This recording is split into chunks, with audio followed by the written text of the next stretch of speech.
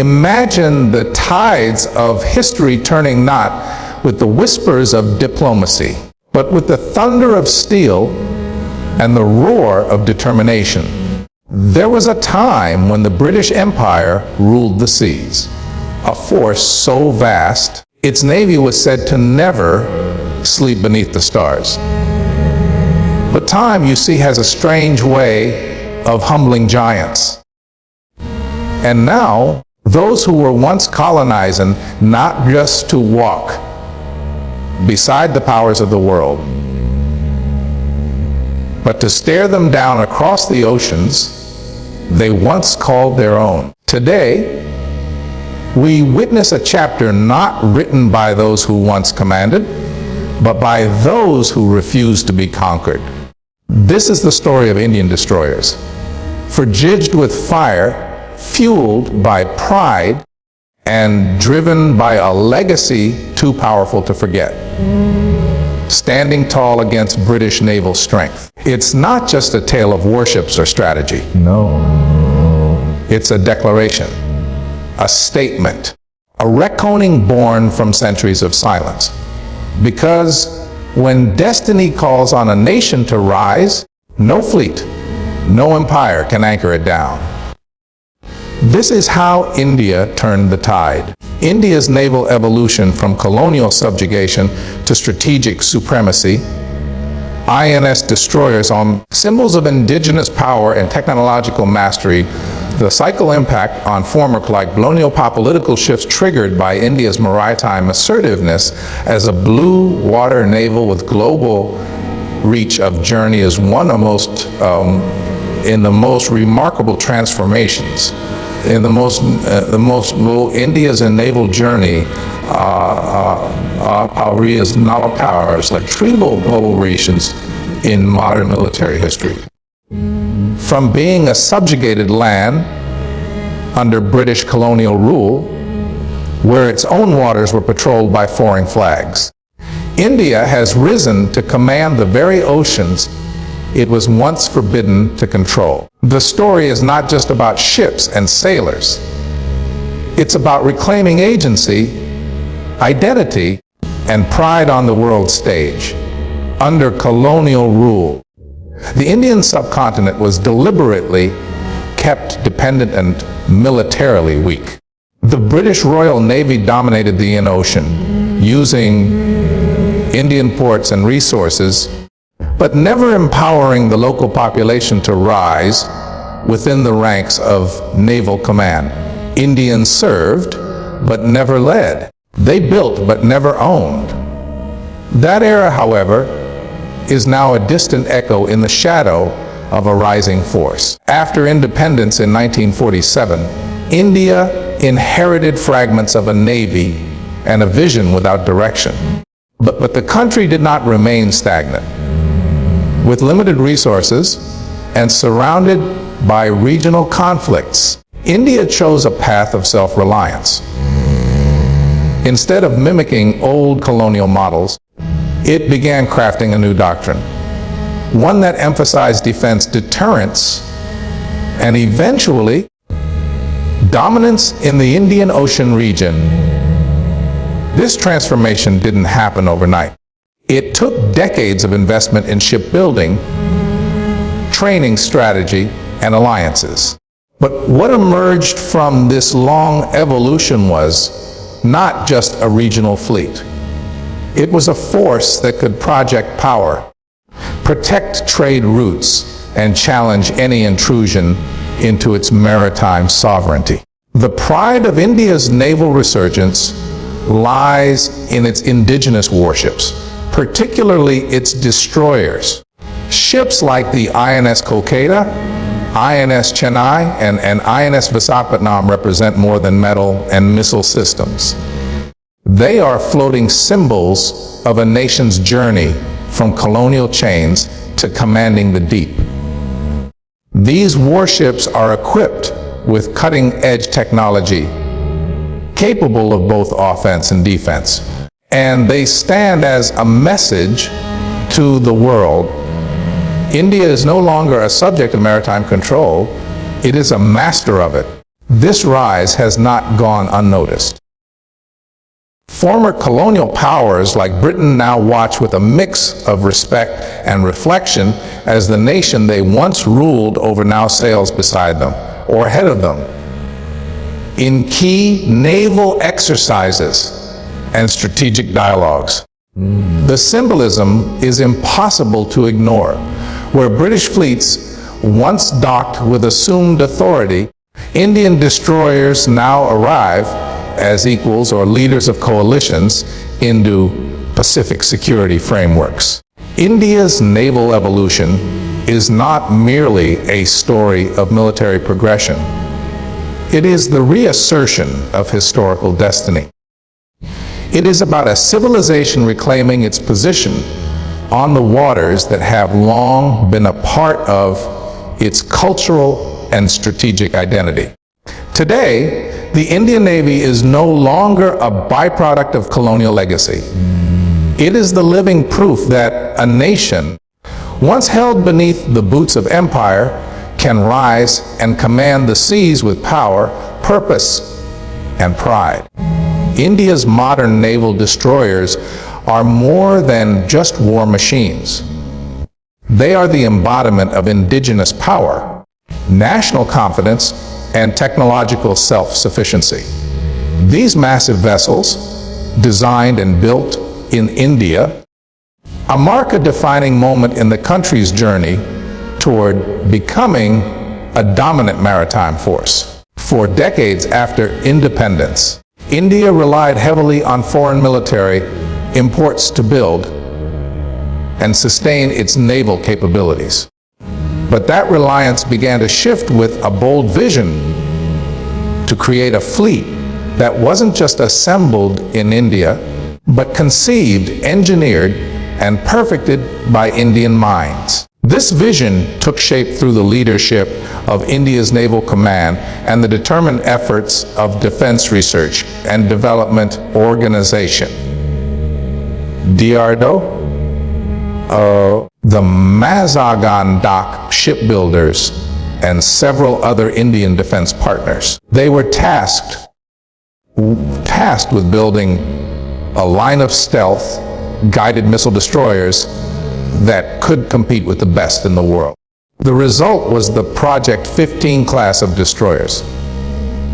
First came the Delhi class, then the more advanced Kolkata class, and now the Visakhapatnam class. Each one not only marked an improvement in firepower and stealth, but also demonstrated how India was mastering complex systems integration, radar evasion, and high-end missile technology. These destroyers carry state-of-the-art sensors, BrahMos cruise missiles, long-range surface-to-air missile systems, advanced electronic warfare suits, and modern sonar capabilities. But it's not just the hardware that defines their strength.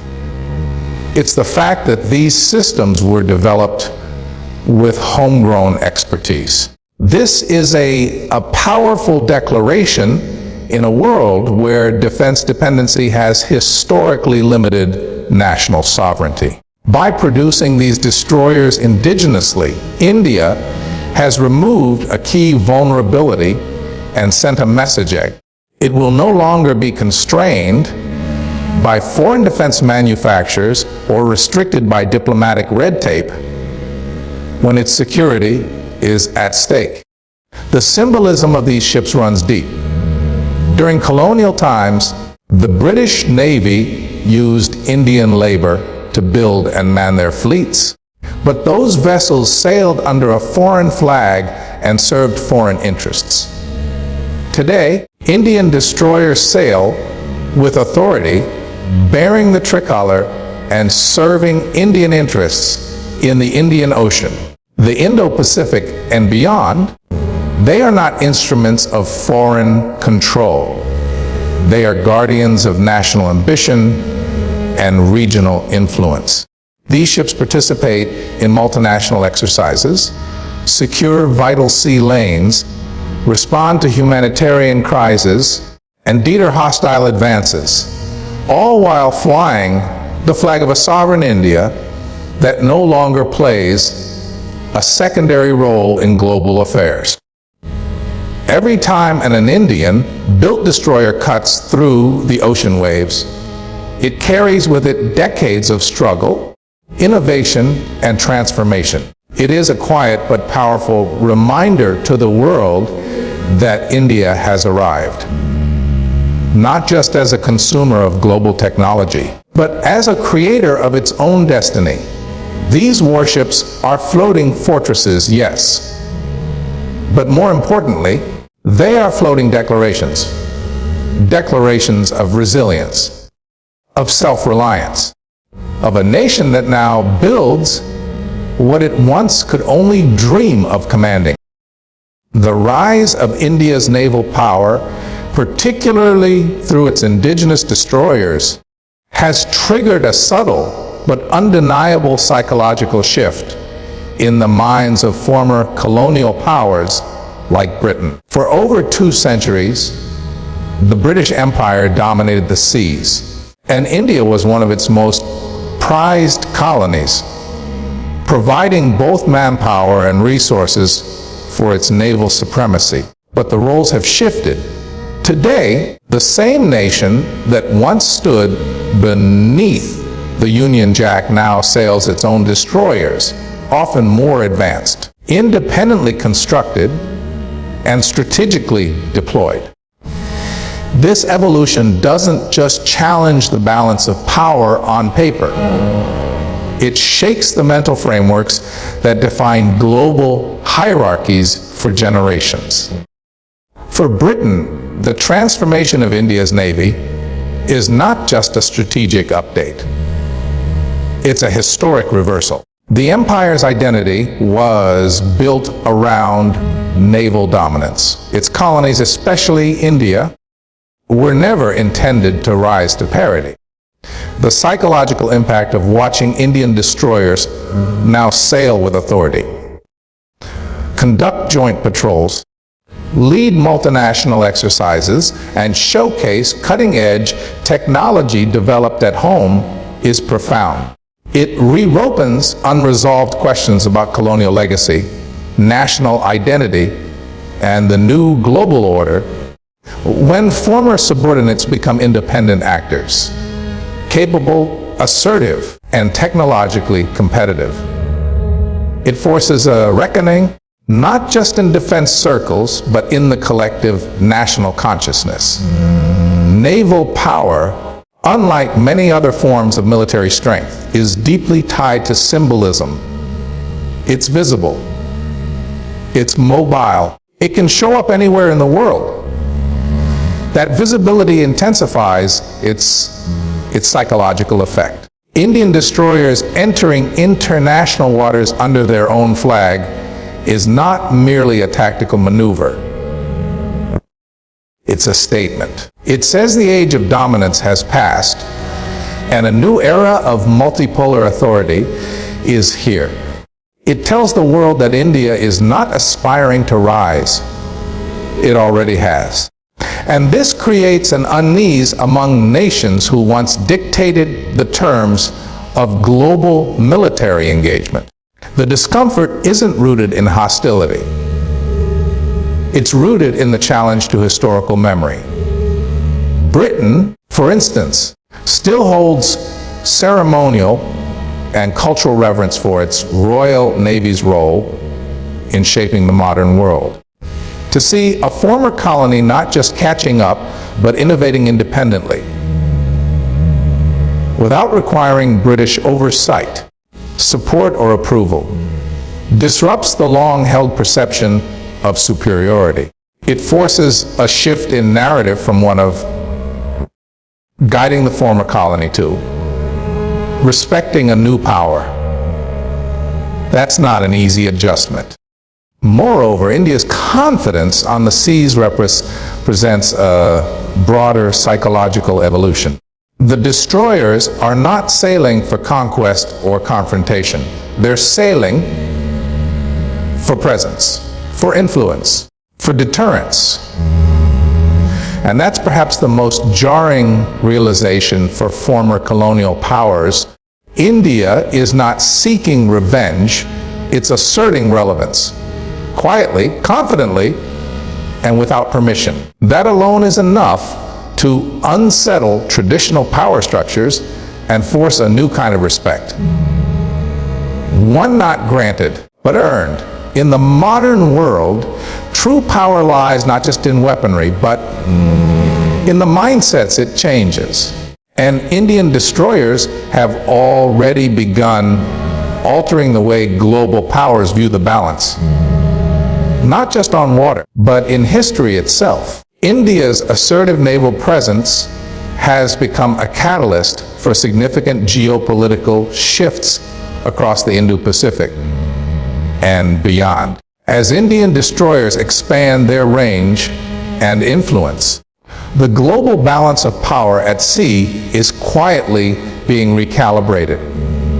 This is not a sudden change, but a steady, deliberate evolution shaped by strategy, partnerships, and ambition. The Indian Ocean, once dominated by colonial fleets and later by Western and Chinese interests, is now increasingly viewed as India's strategic backyard. The country's growing naval assertiveness, symbolized by its modern destroyers, has forced regional and global players to reassess their positions, priorities, and alliances. India's destroyers, equipped with cutting-edge weapons and sensor systems, are not merely assets for defense. They are tools of influence. By deploying these warships across sensitive maritime zones, from the Strait of Hormuz to the South China Sea, India sends a clear messaging: is not a passive observer in global security. It is an active stakeholder. This presence not only deters threats, but also fosters new diplomatic dynamics. Countries like Vietnam, Indonesia, Australia, and even France and the United States now view India as a key maritime power capable of contributing to stability in critical trade corridors. This shift also comes at a time when global powers are rethinking their naval postures. China's rise in its expanding presence in the Indian Ocean have triggered anxiety among neighboring countries. India's naval assertiveness counters this expansion, offering smaller nations a strategic alternative. India's commitment to freedom of navigation, regional security, and rule-based maritime order resonates strongly with nations seeking to avoid being caught in the crossfire of great power competition. As Indian destroyers take part in joint exercises like Malabar with the US, Japan, and Australia, or conduct bilateral drills with France and the UK, they are not just honing skills. They are reshaping global defense alignments. This assertiveness has also changed how major global actors engage with India. The West, which once viewed India primarily as a large market or a diplomatic partner, now sees it as a military force with influence stretching far beyond South Asia. India is invited to more strategic dialogues, offered deeper defense technology cooperation, and welcomed into multilateral frameworks that once excluded it. This inclusion is not based but courtesan capability, earned through years of indigenous development and operational excellence. At the same time, India's assertiveness compels regional actors to invest more in their own maritime capacities, raising the overall strategic maturity of the Indo-Pacific. This naval confidence is contagious.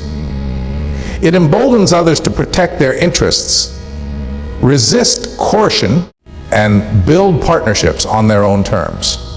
In this way, India's destroyers do more than guard coastlines. They ignite strategic awareness in a region hungry for balance. The geopolitical landscape is evolving, and India is no longer a bystander.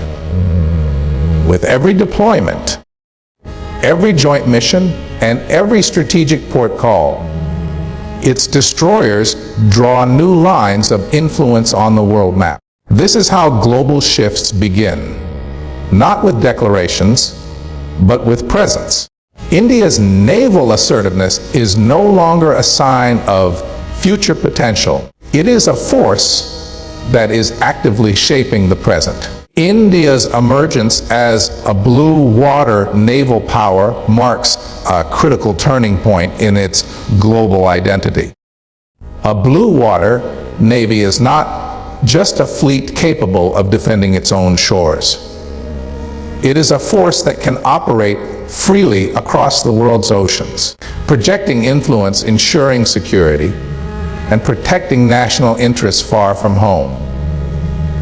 For decades, India was seen primarily as a regional power focused on the Indian Ocean and surrounded by territorial concerns. But with the development of advanced destroyers, nuclear submarines, aircraft carriers, and long-range surveillance capabilities, India has stepped into a new strategic era.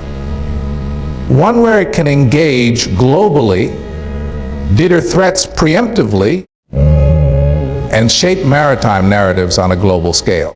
The cornerstone of this transformation lies in India's destroyer fleet. Modern warships like the INS Visakhapatnam and its sister ships under Project 15B are capable of long-range missions.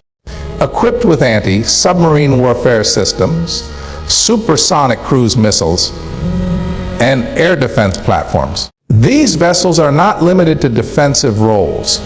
They can patrol deep-sea choke points, escort convoys, support amphibious operations, and engage in multi-nation exercises thousands of miles from Indian territory. Their deployment across oceans signals a shift in posture, from reactive defense to active maritime presence. A true blue water capability also requires logistical strength. India has invested in overseas military access agreements, strategic partnerships, and port infrastructure development across key regions such as the Persian Gulf, East Africa, and Southeast Asia. Its engagements in Chabahar, Duqm, and Sabang are not isolated moves. They are part of a broader strategy to ensure the Indian Navy can operate with reach and sustainability across distant waters. These efforts ensure India's warships are not only powerful, but also persistent, capable of long-duration missions that were once the domain of only the most advanced naval powers. Global recognition of this shift is now unmistakable. Countries that once saw India as a balancing power in South Asia see it as a stabilizing force in the Indo-Pacific and beyond. When Indian destroyers dock in foreign ports, lead multinational naval drills, or provide humanitarian assistance in the aftermath of natural disasters, they are not just flying the national flag, they are signaling that India is a dependable, capable, and independent power. India's transition to a blue water navy has also reshaped how it is perceived by adversaries. Potential challengers must now consider India's ability to respond threats far beyond its own borders. This deterrent effect is powerful, especially in regions where maritime dominance is hotly contested. Moreover, it gives India a seat at the table in shaping international maritime law, trade, raid, route security, and global naval cooperation frameworks. The rise of India as a blue water naval power is not about matching another nation ship for ship. It's about strategic autonomy, global responsibility, and sustained influence. It reflects a confident nation ready to take its place on the high seas. Not as a challenger to others, but as a sovereign force committed to shaping a secure, open, and multipolar maritime future. So here we are, at the edge of an era that has quietly but powerfully turned the page. The story of India's naval rise is not just about steel warships, missile systems, or radar signatures. It's about something far deeper. It's about the reclamation of identity, the rewriting of narratives, and the rise of a sovereign force that no longer takes instructions, but gives direction.